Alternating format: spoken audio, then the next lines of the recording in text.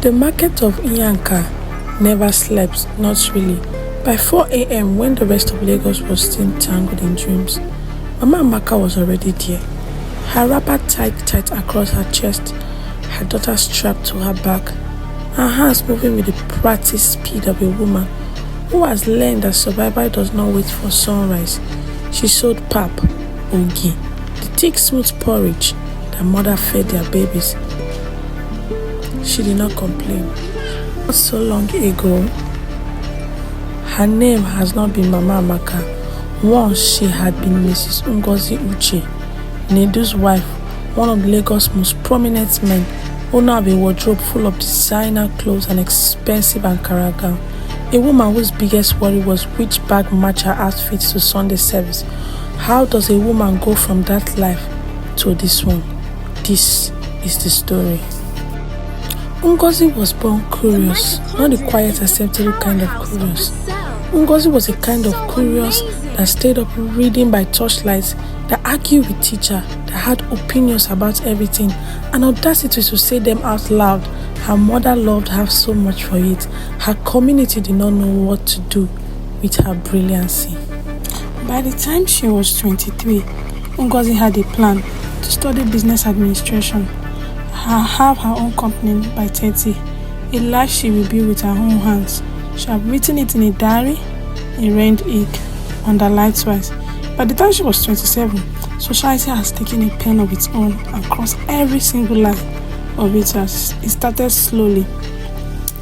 First, it was a comment at family gathering, casual, almost kind. Ngozi, you're looking well. Any suitor? When the comparison comes, her cousin Ada, who was 24, is already engaged. Her friend Chinozo, who was 25, is already married. Don't worry, your turn will come. Just be patient. She got engaged. Look, cheers to the couple. She fought it for 3 years.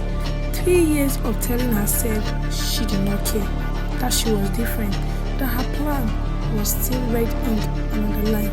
But there's a particular exhaustion that comes from fighting the same battle, and she was tired.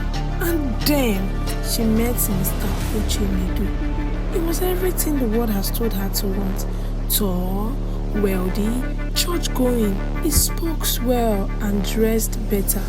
He noticed her across the room at a mutual friend's wedding and walked straight to her with the confidence of a man who have never been told no. He pursued her for 4 months, not desperately, strategically. He knew exactly how much attention to give. You are the most interesting person in this room, and I haven't even spoken to you yet. Wow, I wasn't expecting that. He sent flowers. He remembered small things she mentioned once in passing. He told her she was brilliant, that her ambitions were attractive, that he wanted a wife with her kind of mind. She believed him. She had no reason to. They married on a Saturday in November, and the wedding was the kind that people talked about.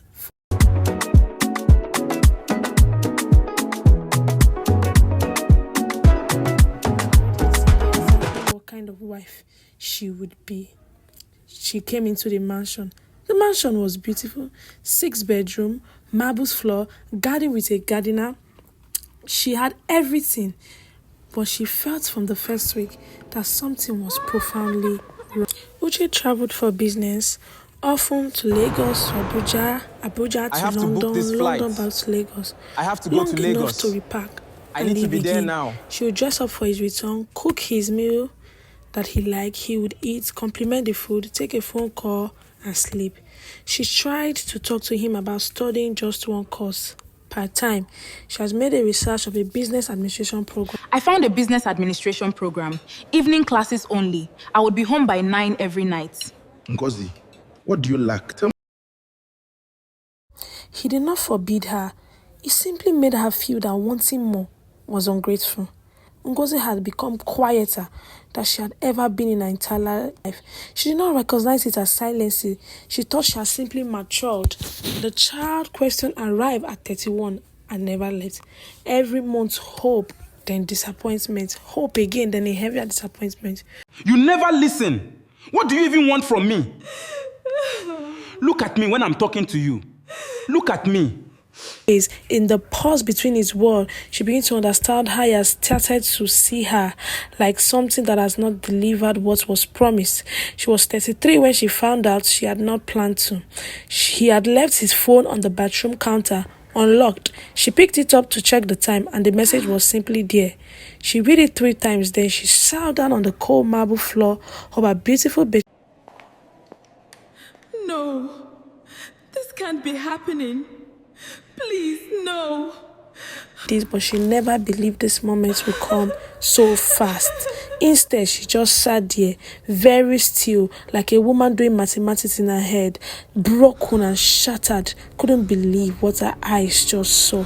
She confronted him, not that same night. She waited, she thought. When she finally sat across from him and placed his phone between them on the table, she was ready. What he said to her in that dining room, she was not ready for it.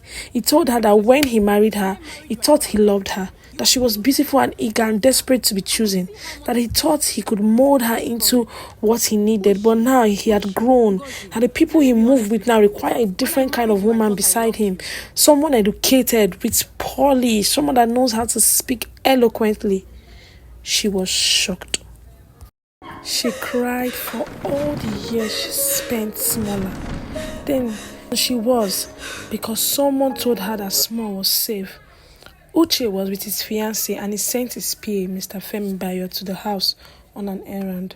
Femi arrived to find Ngozi. Hello? Is anybody home? Spirit and alone in the mansion. Femi took advantage of that situation and had sex with her. What happened that night was complicated. Uche found out and sacked Femi and gave Ngozi a divorce You are an paper. expired product. You gave me no child. You embarrassed me in my own house. We are done. She decided to stay with her friend Adeze for 2 weeks. Then she rented a single room in Yanka for 200,000 naira. The room has one window. The wall has a water stain shaped like a map of nowhere. 6 weeks later, Ngozi found out that she was having morning sickness and vomiting. But the test confirmed it. Ngozi was pregnant. She held the results in her hand and laughed. She was broken and helpless. She cannot believe that she's pregnant. For years, she had prayed for a child. For years, she had been told in every way that she's barren. Why would God give her a child now? Now that she's no more with her husband. She was already 34, alone, one room, no job, no plan. But she decided she's never going to abort this baby. She kept her baby. She found a job at a front desk, which was 60,000 naira a month. She worked 8 hours per day and came back home to give God thanks. She gave birth to her baby girl Here named is your Amaka. little one. Hello, my love. Hello. We'll be all right. Just you and me. Care how far I have fallen, I'm going to build now for you, for me. I'm going to ensure that I'm financially stable, not with anyone, but to provide for my daughter. What would happen next? Will Femi come to take the baby away from her? Will she run away from Lagos and go back to her mom? What do you think? Drop your comment section and watch her for part 2. Bye.